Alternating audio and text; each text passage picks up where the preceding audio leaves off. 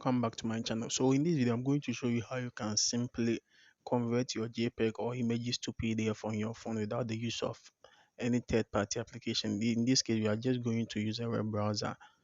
Yes, so without much ado, let's open the web browser. I have my web browser open, then I go to I love pdf.com.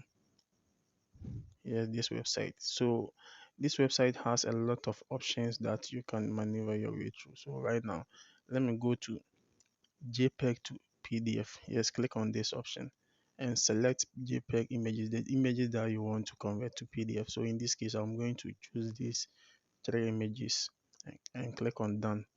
Afterwards, you click on convert to PDF. Now you can see that my PDF has been created for download. So let me download it. Yes, it had been downloaded and I'm coming to open it and see the final result. Yes, so this is how our PDF looks like now. Yes, so this is very simple. You can also try it on your phone in case you don't have Microsoft Office or any application that you can use to create PDF. You can actually use this particular website to create a simple PDF for yourself without any stress. Downloading the PDF that you have created, just come to downloads within your browser and you can locate it here.